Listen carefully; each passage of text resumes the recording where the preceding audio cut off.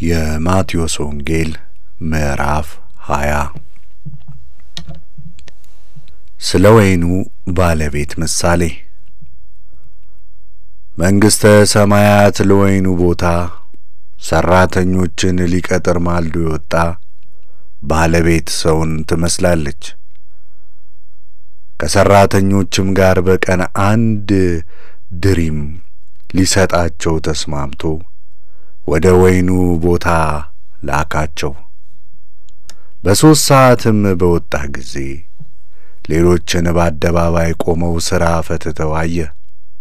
እነዚያንም እናንተም ወደ ወይኑ ቦታ ሂዱና ስሩ፣ የሚገባውንም እሰጣችኋለሁ አላቸው። እነርሱም ሄዱ። ዳግመኛም በ6ና በ9 ሰዓት ወጥቶ እንዲሁ አደረገ። በ11 ሰዓትም ወጥቶ ሌሎችን ቆመው አገኘ። ቀኑን ሁሉ ሥራ ፈታችሁ ለምን በዚህ ቆማችሁ አላቸው።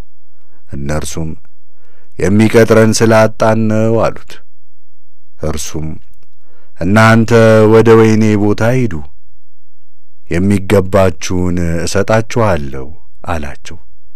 በመሸም ጊዜ የወይኑ ቦታ ባለቤት ሹሙን እንዲህ አለው፣ ሰራተኞቹን ጠርተህ አስቀድመህ ከኋለኞቹ ጀምረህ እስከ ፊተኞቹ ድረስ ደሞዛቸውን ስጣቸው። በ11ኛው ሰዓት የተቀጠሩትም መጡና እያንዳንዳቸው 1 ዲናር ተቀበሉ። የቀደሙት መጥተው ከእነዚያ ይበልጥ የሚያገኙ መስሏቸው ነበር። እነርሱም እያንዳንዳቸው 1 ዲናር ተቀበሉ።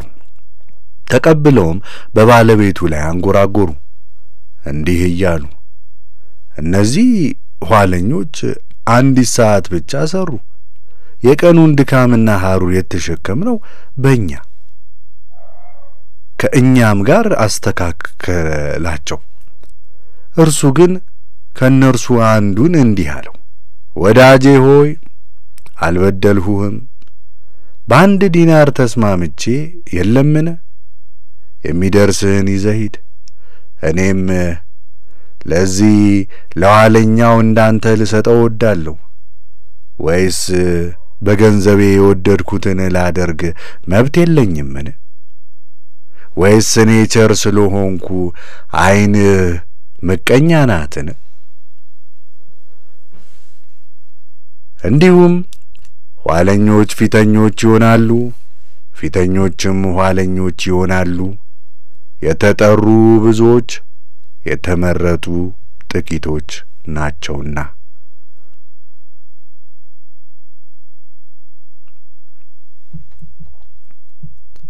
ጌታችን ኢየሱስም ወደ ኢየሩሳሌም ሲወጣ 12ቱን ደቀ መዛሙርቱን ለብቻቸው ወሰዳቸው።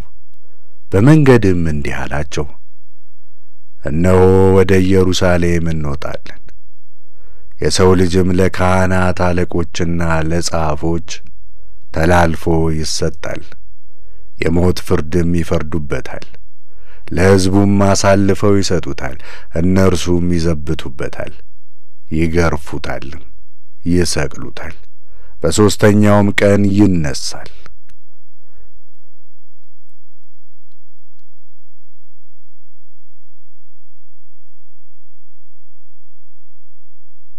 ከዚህ በኋላ የዘብዴዎስ ልጆች እናት ከልጆቿ ጋር መጣች።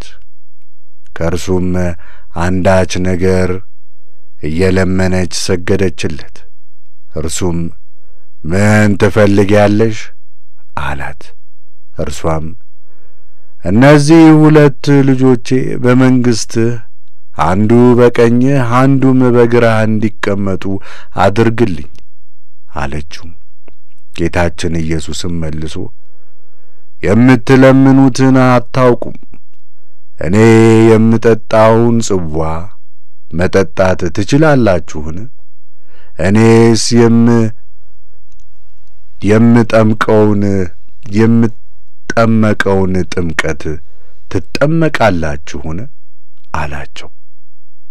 እነርሱም አዎን እንችላለን አሉት።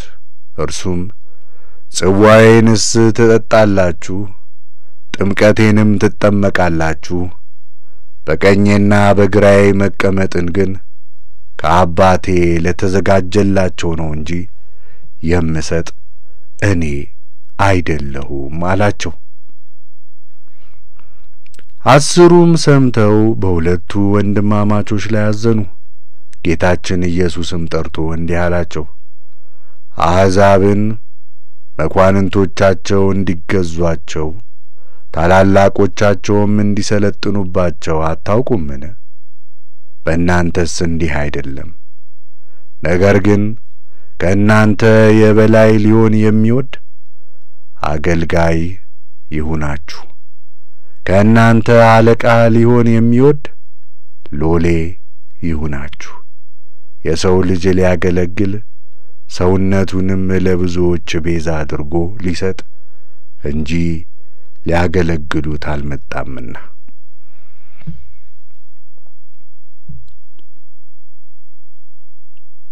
ከኢያሪኮ በወጣ ጊዜ ብዙ ሰዎች ተከተሉት። እነሆ ሁለት ዕውራን በመንገድ አጠገብ ተቀምጠው ነበር።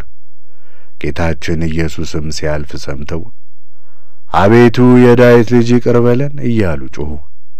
ሕዝቡ ግን ዝም እንዲሉ ይቈጧቸው ነበር። እነርሱ ግን አቤቱ የዳዊት ልጅ ማረን እያሉ አብዝተው ጮኹ።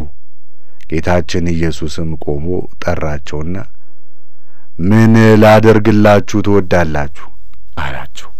እነርሱም አቤቱ ዓይኖቻችን እንዲከፈቱ ነው አሉት።